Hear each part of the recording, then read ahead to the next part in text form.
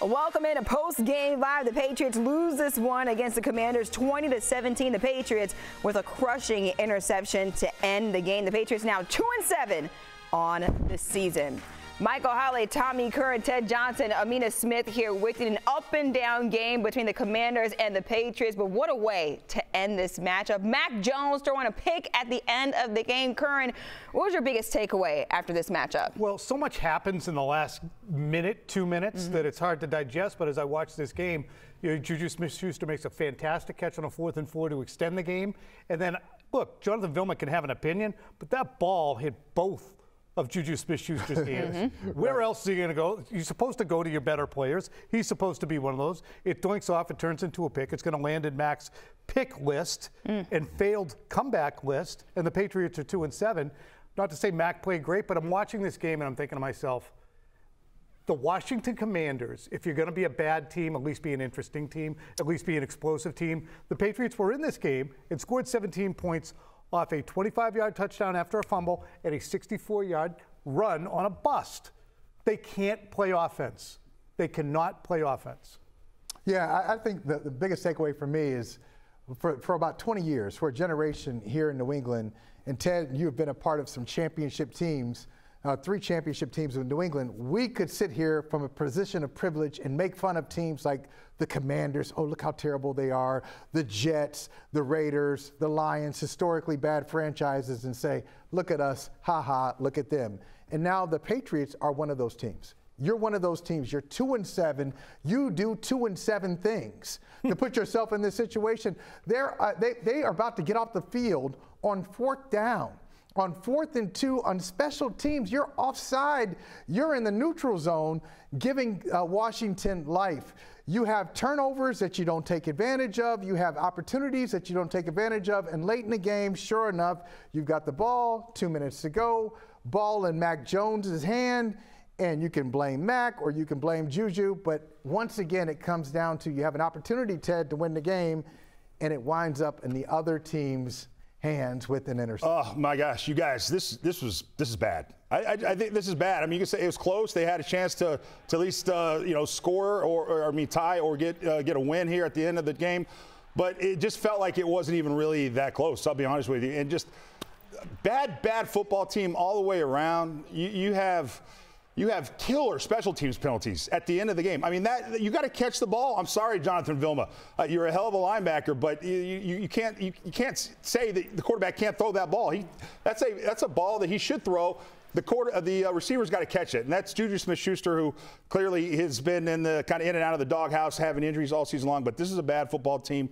When you have the things that went your way, that killer interception that you got right before the halftime that the Washington the Commanders threw, the turnover you had that you got in your favor to score as well, and you still can't win this football game. It's shocking to me. And the special teams at the end let them down. Brendan Schooler had 2 penalties on the final 2 punts for Washington that pinned his team back at the inside the 10-yard line. And then can't come up with a play there. It's a bad football team, Amina. The more we watch the Patriots, the worse they get and the less often they are recipients of calls. I mean, we heard people for 2 decades bitch about how come the Patriots get all the calls. You look at that Juju Smith-Schuster play in a little bit more slowed down time. He's hooked. He's turned. That's pass interference. They don't get it. Demario Douglas gets face masked. Clearly, after a kind of a BS face mask on Schooler, it seemed, on replay, they don't get it. It's clear and obvious he's out in the middle of the field. How do you miss that? The Jalen Mills thing, Bill blew a gasket on that. I don't know if he was blowing a gasket at the officials in general or if it was just a bad call. But we look at all these. Watch this. It is kind of a spin. But, again, when you're in that situation, you've only managed 17 points, and it's in the hands of the officials, and you're saying, oh, you got to make that call. Well, you shouldn't be in a 3-point deficit to Washington. That's the thing. You know, you come away with the turnover advantage. They had 2. You had 1. You had a big turnover to take away points, at least 3, probably 7, right before the half. You overcome a 10-point deficit in the first half to lead at halftime 14-10, and yet you scrape and claw like a wing and a prayer and all of this only for 17 points in the game. And like all these things that happen, and it's just a struggle to get points. They're bad. I mean, let's just face it. They're the worst team in the conference, and I dare say, record doesn't look like that. I think they're the worst team in football. I really do. They're the worst team in football. And I don't think that's the craziest thing to say. I mean, it is when you're talking about the New England Patriots. It doesn't sound right, but I think you're exactly right, Michael. I mean, seriously. It was just from top to bottom a bad performance all the way around, and I don't know how. Honestly, I don't know where you go from here, because the defense was terrible. Couldn't get off the field on third down. You have a 5th-round draft pick in Sam Howell coming in to your house with Ron Rivera, the head coach, who's 3-0 against Bill Belichick, by the way, against a team that is, for all intents and purposes, is tanking on the season, giving away their best 2 players at the trade deadline last week. And at home, and you couldn't win this game when you had a 4-point lead going into halftime. It's different times around here, Amina. Oh, it's definitely different times. And I think about, the talent gap. You talk about the 2, good players that got, traded away, Chase Young, Montez Sweat, and they're not on that Washington roster. But Curran, what does it say about the talent gap? I mean, I can't even imagine that I'm like talking about the talent gap between the Commanders, exactly, and the Patriots, but they give away, they trade away Chase Young and Montez Sweat, and they're still able to beat the Patriots in a fashion where, I mean, I guess we're watching 2 bad teams, but in a way where you can see that there is a gap in talent between both of these rosters. Yeah, the Patriots are completely impotent on offense. They are flaccid. They are not able to construct anything. I know. Stop right there. I got it. You got it. Okay. We got the picture. I see what you're saying. I got it. Okay, go ahead. They're incapable of any kind of explosion whatsoever. And I think when you look at the Patriots offensively, what you have is a team that on third down is looking to Jalen Reagor on multiple third downs. They're looking to Tyquan Thornton. They're looking to Ramondre Stevenson on balloon balls. And Ted, I mentioned to you, I want to know, talk to the lay people, why are they not throwing to Hunter Henry or Demario Douglas? What are defenses able to do to dictate that it goes to guys who either just got here, can't play, or are not designed pass receivers?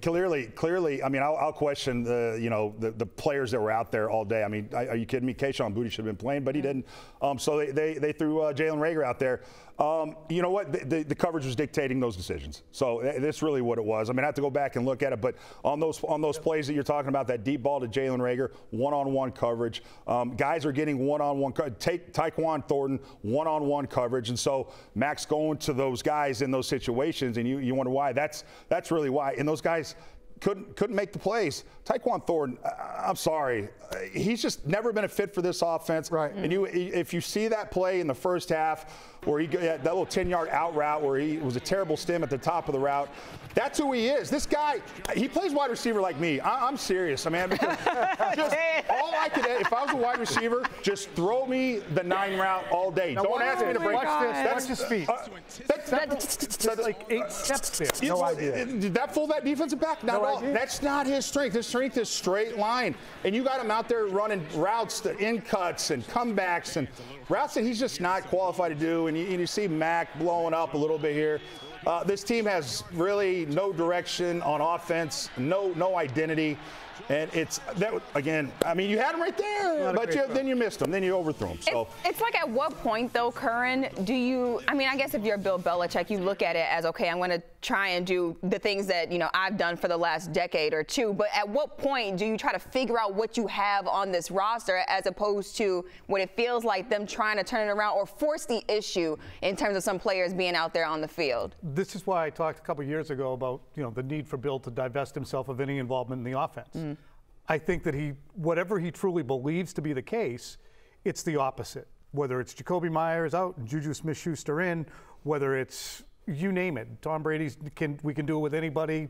Move on from Tom Brady. I mean, he is George Costanza, and I said this last week too, but it still applies. I'll just do the opposite, and for him, it works out like it did for Costanza. Well, a good example, real quick, Michael. To piggyback on that.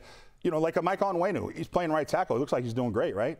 We've all been saying that Mike Onwenu should be playing right tackle. And there's a reluctancy. It seems obvious to all of us that aren't there every single day on what the personnel decisions should be. And Bill doesn't do it. And then for the longest time, and then eventually he acquiesces and is forced to kind of make these decisions, and then clearly they pay off. So it's shocking to me. Demario Douglas, a perfect example too. We all watched him in preseason. Yep. We all watched him in training camp. We saw how he performed. He has one mistake caused by a terrific play by a Miami Dolphins. It was a great play. Yep. And he gets sent to timeout for 5 weeks. Then he comes back and he's their best player. And we all knew he was their best player. That's why I'm like, okay, we defer to the second greatest coach of all time in terms of wins and say, we must know better than we do. And then we see stuff that happens and we're like, but how come I knew and he didn't? He's smarter than us. Yeah. But beyond Belichick, beyond Bill, how about the other Bill O'Brien? So we're 9 games in, and I'm just trying to figure out, okay, what is their core? What are they trying to do offensively? Now, Mac today threw the ball a lot. It was not very efficient, and until the end, didn't really make any mistakes. No fumbles, a couple of near interceptions, but one interception at the end, I think it was Juju's fault, not Mac's, even though Mac gets that on the stat sheet. But what is O'Brien trying to establish? Is it early? We saw Ramondre Stevenson getting going. He looked pretty good in the running game and in the passing game. Mix in Ezekiel Elliott. Seem to be featuring Pop Douglas. All good moves. But then we go back to Jalen Reagor on the field. We go back to Tyquan Thornton early. What are you trying to establish? Do you want Mac to throw the ball 40 times? Or, maybe you dial it back and have more of a power running game. I'm still not sure 9 games in what this offense is. But you think that's a Bill O'Brien decision? See, I think who plays, how many snaps, who's out there in crunch time situation, that's a Bill Belichick decision, in my opinion. A lot of people want to put that on Bill O'Brien. My guess is Bill Belichick decides who's out there on offense, when, what time of the game, and it's not really a Bill O'Brien decision. If that's the case, unless they were telling me to get the hell out of Tuscaloosa, I know the fans were, but I'm not sure Nick Saban wanted Bill O'Brien to leave Alabama.